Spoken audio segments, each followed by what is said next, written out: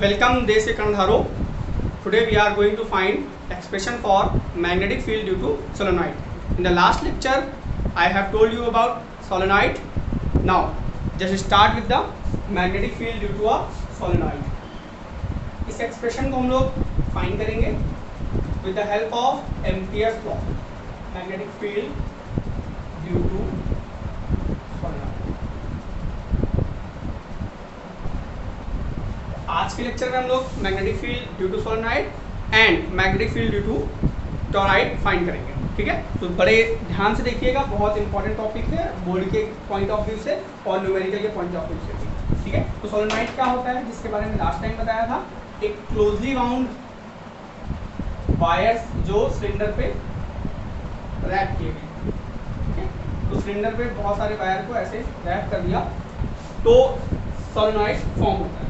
अब करंट ऐसे जा रही है, ठीक है, तो करंट की जो डायरेक्शन ये ऐसे करंट जा रही है, ठीक है, तो करंट इनसाइड द प्लेन और आउटसाइड द प्लेन के हिसाब से हम लोग इस फिगर को ड्रॉ कर सकते हैं और इसको हम लोग इस तरीके से ड्रॉ करेंगे। करंट कमिंग आउट, अब देखिए इस वाले पोर्शन से ऊपर वाले पोर्शन से आ रही है और नीचे वाले पोर्शन से अंदर जा रही है, ऐसे करके अंदर आ रही है, तो ये क्रॉस, ठीक है, डॉट फिर क्रॉस फिर डॉट फिर क्रॉस, ठीक है, डॉट फिर क्रॉस, मतलब अप और डाउन पूरा प्लेन हम लोग नहीं बना रहे हैं, बस एक क्रॉस सेक्शन बना रहे हैं। ठीक है, तो ऐसे ही यहाँ पे भी मैग्नेटिक फील्ड किस तरफ है, magnetic field is in direction. ठीक है, अब यहाँ पे क्या है, ये मैग्नेटिक फील्ड लाइंस हैं इनसाइड द सोलेनॉइड, जिसके बारे में लास्ट टाइम हम लोगों ने डिस्कशन किया। ठीक है, अब इसको कैलकुलेट कैसे करेंगे, मैग्नेटिक फील्ड को कैलकुलेट करने के लिए हमको एक एम्पीरियन लूप कंसीडर करना पड़ेगा। तो एम्पीरियन लूप कंसीडर करते हैं। एम्पीरियन लूप ऐसा होना चाहिए जिसमें करंट जो है आपकी फ्लो कर रही हो, करंट को वो कवर कर रहा हो। ठीक है, तो एक पॉइंट यहाँ पे कंसीडर किया और एक पॉइंट यहाँ पे कंसीडर किया। ठीक है, ये जो डेरिवेशन है बहुत सिंपल सा है, बट थोड़ी सी प्रॉब्लम हो जाती है जब कंफ्यूजन रखते हैं। तो इसके लिए एक रेक्टेंगुलर एम्पीरियन लूप कंसीडर किया, क्योंकि इसका जो क्रॉस सेक्शन आएगा अगर आप ध्यान से देखें तो इसको जब कट करेंगे ऐसे, ठीक है, तो बीच का जो क्रॉस सेक्शन मिलेगा वो हमको बिल्कुल रेक्टेंगुलर टाइप का मिलेगा। अगर आप ध्यान से देखें बिल्कुल पतला सा क्रॉस सेक्शन अगर इसका कट करते हैं ऐसे तो एक रेक्टेंगुलर पोर्शन मिलेगा कुछ इस तरह। ठीक है, तो ये एम्पीरियन लूप हम लोगों ने कंसीडर कर लिया है। अब ध्यान से देखिए, इसको नेम भी देना होगा ए बी सी डी। ठीक है, बहुत सारे बुक्स में सीधे यहाँ से यहाँ तक ले लेते हैं, हम थोड़ा सा डिस्टेंस लिया है और जिसका लेंथ जो है वो एल मान लेते हैं, स्मॉल एल लेंथ का, और ब्रेथ बी होगी उसकी जरूरत नहीं पड़ेगी। अब देखिए यहाँ पे चार पार्ट हो गए इस लूप के, क्योंकि हमको लाइन इंटीग्रल कैलकुलेट करना है। तो इस लाइन इंटीग्रल का मतलब क्या होता है, लाइंस। तो यहाँ पे एक रेक्टेंगुलर लूप में कितनी लाइंस मिल रही हैं, 1 A B, second is B C, third is C D and last is D A. ठीक है, तो चलिए कंसीडर करिए, लूप की डायरेक्शन ऐसे होगी और करंट हमारी इनसाइड ये है और आउटसाइड ये है। तो इनसाइड को हम लोग प्लस ले रहे हैं, जो करंट अंदर जा रही है लूप के थ्रेडिंग, जो इनसाइड थ्रेडिंग है मतलब इनसाइड जा रही है वो पॉजिटिव और आउटसाइड जो आ रही है वो नेगेटिव, तो ये इनसाइड पॉजिटिव है। ठीक है, तो कैलकुलेट करते हैं line integral of magnetic field. Line integral of magnetic field calculate करना है, B dot D L A B C D, total loop कितना है ए बी सी डी, ये क्लोज लूप का लाइन इंटीग्रल कैलकुलेट करना है। और इक्वल क्या होगा, या ध्यान से देखिएगा, हमको इसको चार पार्ट में डिवाइड करना पड़ेगा। तो close integral line integral A B के along B D L cos 0। देखिए बी आपका इस डायरेक्शन में है, ठीक है, मैग्नेटिक फील्ड इस डायरेक्शन में है, आप इसको पी क्यू आर एस भी ले सकते हैं ताकि आपकी कोई कंफ्यूजन ना हो। सेम डायरेक्शन में है बी और डी एल, इसलिए ये 0 हो गया एंगल। फिर इसके बाद इधर आए ये 90 डिग्री हो गया। ठीक है, तो प्लस हो जाएगा B C B D L cos 90। ठीक है, अब इधर आइए, यहाँ पे क्या मिलेगा, plus close integration C D D D L cos 1, is direction में, ठीक है। लेकिन एक चीज और ध्यान रखनी है, अभी बता रहे हैं यहाँ पे। इसके बाद ये जो टर्म है इसके लिए क्या मिलेगा, ये एंगल इसमें देखें तो 90 डिग्री, ये मिल जाएगा D A B D L cos 90, cos 90 भी कह सकते हैं और 270 भी कह सकते हैं। ये टोटल एंगल है 270 और कॉस 90 दोनों की वैल्यू 0 आएंगी, ठीक है। कैसे आएंगी, कॉस 180 प्लस 90 करेंगे तो क्या हो जाएगा cos 90, cos 90 की वैल्यू ऑलरेडी 0 होती है, 270 भी ही एंगल ले सकते हैं, ठीक है।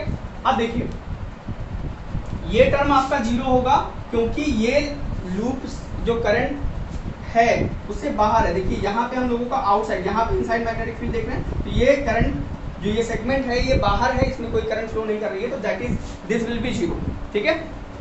अब cos 90 की वजह से ये वाला टर्म भी आपका 0 हो जाएगा, ठीक है, और ये भी आपका 0 हो जाएगा। तो that is we have only one integral term, integration of B D L along A B, A B के अलॉन्ग जो इंटीग्रेशन है वो मिलेगा, तो रख दीजिए। तो integration of B dot D L along A B C D is equal to क्या होगा, बी बाहर लीजिए, इंटीग्रेशन ऑफ डी एल, तो ए बी की लेंथ कितनी है कंसीडर किया हम लोगों ने, एल, वो पुट कर दीजिए, आपका पहला स्टेप क्लियर हो गया। अब हमको लगाना है एम्पियर्स लॉ, तो according to Ampere's law line integration of magnetic field along a close loop is equal to the mu naught times total current threading through the flowing through the close loop, ठीक है। तो close loop से जो total current जा रही है, तो अब चलिए देखते हैं according to Ampere's law.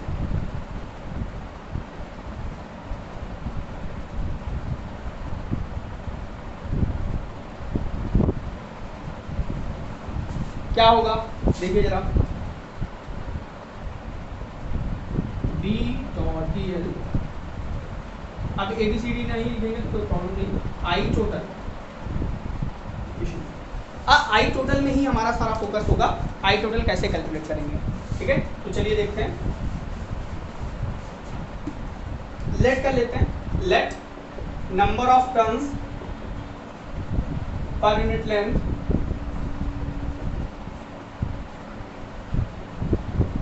In solenoid B N, तो number of turns per unit length जो है वो n है, तो स्मॉल l लेंथ में कितना होगा, 1 लेंथ में n है, तो l लेंथ में कितने हो जाएंगे, n into l, then number of turns in l length में कितना हो जाएगा, n इंटू l, मतलब टोटल टर्न्स कितने हो गए, n इंटू l। अब देखिए अगर एक करंट जो है, देखिए यहाँ से आई करंट फ्लो कर रही थी, तो आई करंट इसमें भी होगी, इसमें भी होगी, इसके बीच में भी बहुत सारे होंगे टर्न्स, बहुत सारे टर्न्स होंगे, तो जितने टर्न्स में इन हो रहा है सारे की सारी करंट्स का कम क्या हो जाएगा, सम हो जाएगा। एक में कितना आएगा, ई करंट कितनी आएगी, एक में आई आएगी, ठीक है। उसके बाद NL टर्न्स हैं, कितने हैं NL, मतलब 1 2 3 4 इस तरीके से करते करते टोटल टर्न्स जो मिलेंगे हम लोगों को जिसमें करंट इनसाइड इन हो रही है वो कितने मिलेंगे, NL, तो टोटल करंट कितनी हो जाएगी, NLI,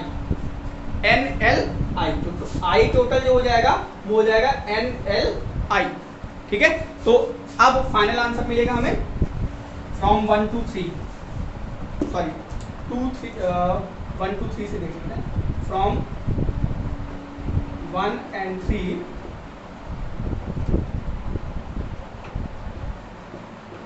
putting value of I total and B L, ठीक है। तो बी डॉट डी एल की वैल्यू रखेंगे तो बी इंटू एल मिलेगा, और I total mu naught I total की वैल्यू है एन एल आई, एन से एन नहीं कटेगा आपका, एल से एल कट जाएगा, तो बी इज इक्वल टू क्या मिले, mu not an I, where n is number of turns per unit length, ठीक है। ये तो मैग्नेटिक फील्ड जो मिला है वो इनसाइड द सोलेनॉइड मिला है, बिल्कुल मिड पॉइंट पे निकाला गया है, ध्यान से समझिएगा, ये पॉइंट जो बोल रहा हूँ उसको लिख लीजिएगा, नोट कर लीजिएगा, मैग्नेटिक फील्ड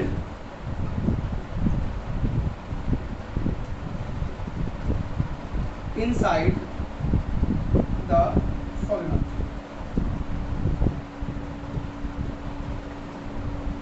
ठीक है, एट मिड ऑफ सोलेनॉइड।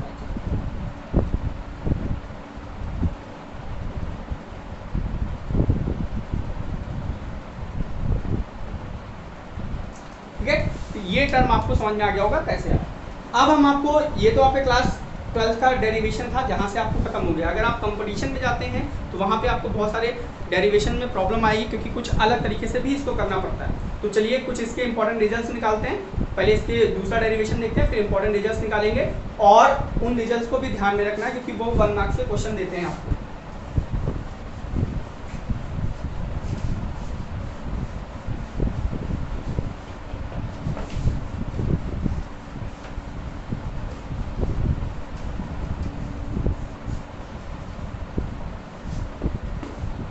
चलिए देखते हैं, नोट डाल के देखते हैं। Magnetic field due to solenoid, इसका डेरिवेशन नहीं है, बट आपके लेवल पे नहीं है, कोर्स पे नहीं है, बट है derivation. Magnetic field due to solenoid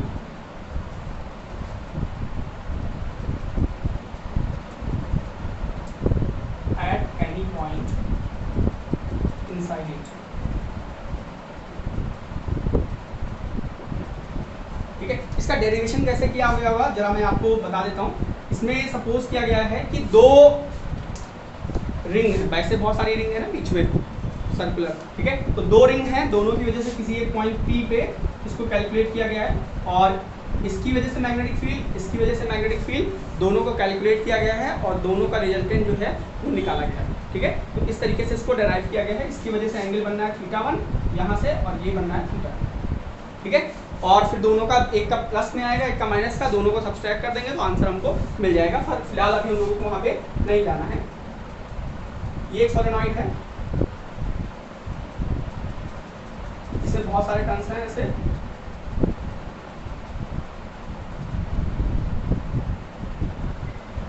ठीक है, ये फाइनाइट लेंथ का है, सपोज कर रहे हैं फाइनाइट लेंथ का है। जो इससे पहले डेरिवेशन किया वहाँ पे सोलेनॉइड को इनफिनाइट लेंथ का कंसीडर किया है। जब लास्ट टाइम हमने जो सोलेनॉइड का लेक्चर है आप उसको जाके जरूर देख लीजिएगा, वहाँ पे आपको सारी चीज़ें क्लियर हो जाएंगी क्या प्रॉब्लम है। ठीक है, अब ये सपोज कर लेते हैं, इसके दो एंड पॉइंट्स हैं। ठीक है, सोलेनॉइड के यहाँ पे पॉइंट P कंसीडर कर लेते हैं। इसकी वजह से ये वाला जो है ये यहाँ पे θ1 एंगल बना रहा है। ठीक है, और दूसरा वाला एंड पॉइंट जो है वो ये इसके साथ टोटल θ2 बना रहा है। ठीक है, ये एक्सिस है, एक्सिस ऑफ सोलेनॉइड, जिसके बारे में मैं प्रीवियस लेक्चर में मैंने बताया था। ठीक है, सोलेनॉइड को डिटेल में मैंने समझा रखा है, उसका यूज क्या है, उसके क्या इफेक्ट होता है। ठीक है, आप देखिए ये करंट ऐसे, ये θ1 है, ये θ2 है। इसकी वजह से ये पॉइंट P पे जो मैग्नेटिक फील्ड आता है, इसको PQ मान लेते हैं। Magnetic field at point P, PQ तो ये मान ही चुके हैं, इसको ST मान लेते हैं। ठीक है, magnetic field at P, formula क्या होता है देखिए जरा। इसके लिए जो फॉर्मूला आता है वो आता है B = μ0 Ni/2 ब्रैकेट में cos θ1 - cos θ। ये एक जनरल फॉर्मूला है magnetic field at any point, मतलब किसी भी पॉइंट पे मैग्नेटिक फील्ड कैलकुलेट करनी होगी, आप इस फॉर्मूले को यूज करके इजीली कैलकुलेट कर सकते हैं। आई बात सुन में? अब इससे वो वाला रिलेशन कैसे मिलेगा वो देखते हैं। ठीक है, तो वो वाला रिलेशन कैसे डिराइव करना है, सपोज करते हैं first is when solenoid is of infinite length।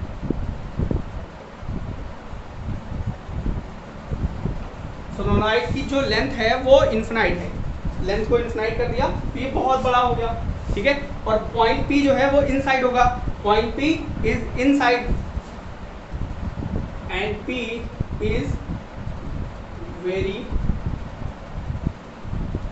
Far from and point. And point से P जो है बहुत दूर है, मतलब कि सोलेनॉइड बहुत बड़ा है, बहुत बड़ी लेंथ है, उसके मिड में कहीं पॉइंट है। तो आप देखिए जरा ध्यान, सपोज करिए ये अगर बहुत दूर हो जाए तो ये वाला एंगल क्या होगा, ये ये है लाइन, इसको दूर करते जाओ, दूर करते जाओ, दूर करते जाओ, तो ये एंगल जो होगा ये 0 हो जाएगा।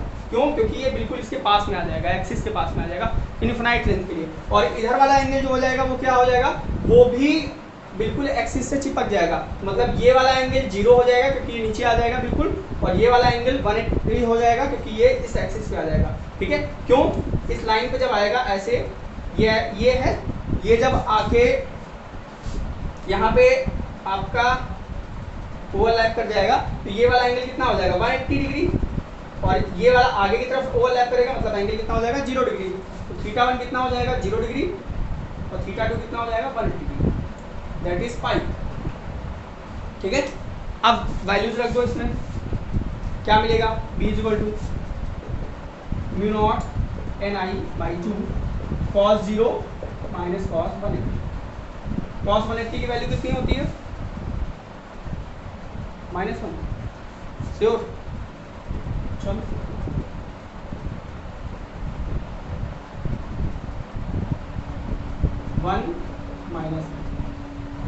ऑनलाइन वीडियो लेक्चर में यही प्रॉब्लम होती है, ये मज़ा नहीं आती जब तक 2-4 स्टूडेंट्स को परेशान न किया जाए, खड़ा कर दिया जाए और उनसे पूछा जाए वैल्यूज़ कैसी हैं, क्या हैं, और प्रीवियस फॉर्मूले क्या हैं। ये सारी चीज़ें नहीं हो पाती ना, तो थोड़ा सा इंटरेस्ट लगता है कि हाँ क्लास नहीं हो रही है, बट कोशिश करते हैं, इसलिए बीच बीच में आपसे पूछ लेते हैं।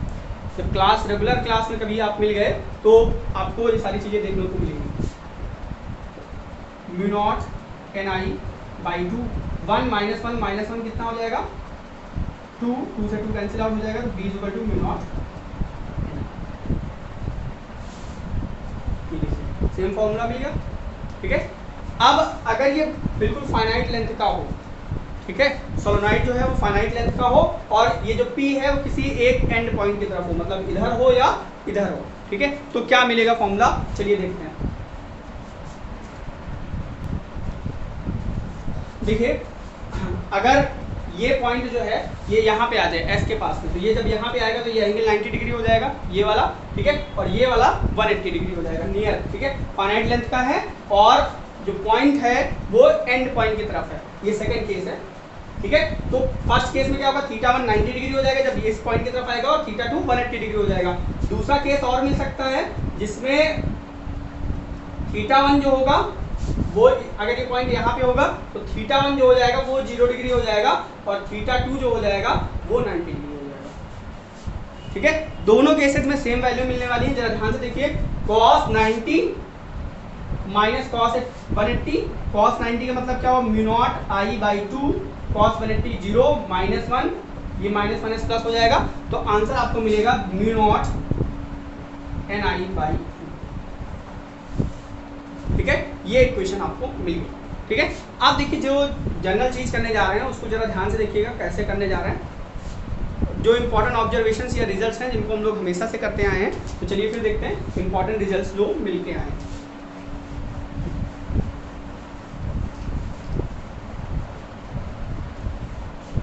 First is observations and results की बात करते हैं। नंबर 1, मैग्नेटिक फील्ड जो है वो किस पे डिपेंड कर रही है, म्यू नॉट पे। अच्छा, अभी तक कहीं पे भी मैंने म्यू नॉट की बात नहीं करी थी, यहाँ पे किया है। लास्ट टाइम जब पढ़ा रहे थे सोलेनॉइड तो वहाँ पे बताया भी था कि अगर आयरन कोर फिल कर देते हैं तो वहाँ पे जो मैग्नेटिक फील्ड स्ट्रेंथ है वो बहुत ज़्यादा बढ़ जाएगी। दैट इज म्यू नॉट क्या है, magnetic permeability in free space. अगर हम लोग कोई और मटेरियल फिल करते हैं तो क्या हो जाएगा, magnetic permeability in that medium. तो जो मीडियम होगा उसकी मैग्नेटिक परमेबिलिटी पे मैग्नेटिक फील्ड जरूर डिपेंड करेगा। ठीक है? Second one, magnetic field depends upon number of turns per unit length. मतलब number of turns per unit length जितने ज़्यादा होंगे, मतलब बहुत ज़्यादा क्लोजली बाउंड अगर कोई सोलेनॉइड है, ठीक है, क्लोजली बाउंड होगा तो नंबर ऑफ टर्न्स बहुत ज़्यादा होंगे, उस केस में आपको मैग्नेटिक फील्ड स्ट्रॉन्ग मिलने वाली है। ठीक है? ये ध्यान से समझ लीजिएगा। Number of turns per unit length if increases then magnetic field strength also increases because क्या होने वाला है, total current inside the total current in solenoid will also increases। क्यों इंक्रीज होगी टोटल करंट, क्योंकि आपने देखा ना जब यहाँ डेरिवेशन कर रहे थे तो पर यूनिट लेंथ में जितने भी करंट फेड इन हो रही थी सबको सम किया था, तो नंबर ऑफ टर्न्स बढ़ गए उतने में, तो करंट और ज़्यादा मिलेंगी उस पोर्शन पे। ठीक है? थर्ड इज करंट पे डिपेंड करेगी। अब करंट की स्ट्रेंथ, मान लीजिए नंबर ऑफ टर्न्स को भी फिक्स कर दिया, करंट को इंक्रीज किया, तो करंट को अगर इंक्रीज करेंगे तो मैग्नेटिक फील्ड अपने आप इंक्रीज कर जाएगी। तो ये 3 ऑब्जर्वेशन हुए। अब लास्ट देखिए, ये वाले ऑब्जर्वेशन को भी यहाँ पे लिखने जा रहे हैं। क्या है? Magnetic field inside the solenoid is half of the, तो सॉरी, बाहर जो एंड पॉइंट पे है वो क्या मिल रही है? हाफ मिल रही है। इनसाइड जो है वो क्या मिला था? म्यू नॉट आई, और जो एंड पॉइंट पे मिल रहा है वो म्यू नॉट आई बाई 2। तो यहाँ पे जो ऑब्जर्वेशन मिल रहा है वो क्या है? Magnetic field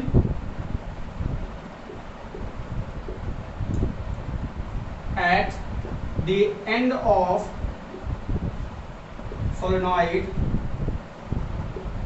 is half of magnetic field inside the solenoid.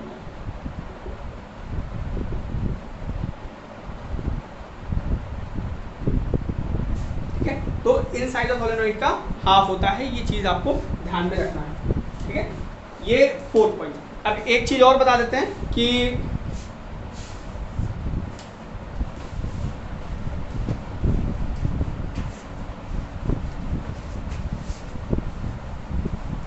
इसको यूज क्या कर, बेसिकली एक चीज रह जाती है कभी कभी, वो चीज क्या है? वो ये है कि मैग्नेटिक फील्ड, ये जो है सोलेनॉइड, इसका यूज क्या होता है ये भी बता देते हैं रिजल्ट में। It is used for magnetising any material. Basically मैंने इलेक्ट्रोमैग्नेट्स के एक वीडियो बना रखा है, आप उसको देखेंगे तो क्लियर हो जाएगा कि जब सोलेनॉइड के बीच में कोर को फिल कर देते हैं तो वो मैग्नेटाइज हो जाता है। तो अगर उसको बहुत लॉन्ग टाइम तक रखते हैं तो वो मैग्नेटिज्म हमेशा के लिए बन सकता है, परमानेंट मैग्नेटिज्म बन सकता है। अब बात करते हैं इसके ग्राफ की। ठीक है, ग्राफ कैसे बनेगा? अभी तक ग्राफ हम लोगों ने देखा नहीं है, सिर्फ देखते हैं ग्राफ।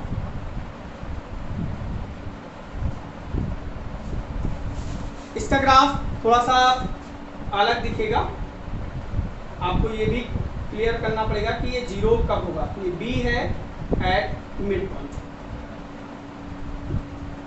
तो मिड पॉइंट पे बी जो है वो मैक्सिमम है, आपको पहले से ही बता दिया। कुछ इस तरीके से मिलेगा आपको, थोड़ा सा नीचे।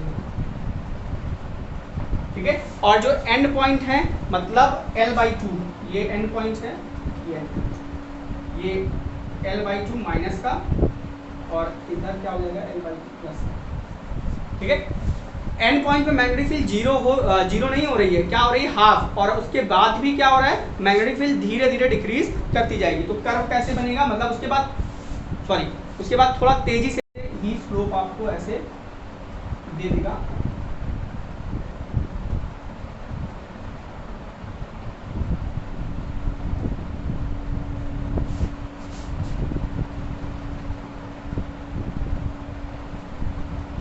टोटल लेंथ जो है वो इक्वल होनी चाहिए दोनों तरफ, ध्यान रखना है। लेंथ जो है हर तरफ इक्वल होनी चाहिए ऐसे। देखिए ये कर्व आपको थोड़ा सा ये दिख रहा होगा, लेकिन आपको ये ध्यान रखना है कि ये L/2 पे हाफ हो जाती है, तो यहाँ पे रखना है ये L/2। ठीक है, ये B है और ये B/2। ठीक है, तो मिड में जो वैल्यू है वो टोटल B है, और एंड पॉइंट पे L/2 पे क्या हो जा रही है? L/2 पे जो वैल्यू मिल रही है वो क्या मिल जा रही है? वो हमको हाफ हो जा रही है जो इनिशियल वैल्यू है। ठीक है, तो ये इसका कर्व ऐसे मिलेगा कुछ। ठीक है, इस डायरेक्शन में बी लेना है और इस डायरेक्शन में लेना है। ठीक है, तो इस तरीके से सोलेनॉइड का केस क्लियर हो गया। अगर आपको कोई भी डाउट है तो आप कमेंट बॉक्स में लिख के पूछ सकते हैं, आपको आंसर दिया जाएगा। ठीक है, और वीडियो को ज़्यादा से ज़्यादा शेयर करिए ताकि दूसरों लोगों को भी कुछ इंटरेस्टिंग चीज़ें आपको इसमें जानने को मिलेंगी। आई एम श्योर इसमें बहुत सारी चीज़ें ऐसी होंगी जो आपको कहीं भी किसी भी प्लेटफॉर्म पे नहीं मिलने वाली है। ठीक है, चलिए, थैंक यू।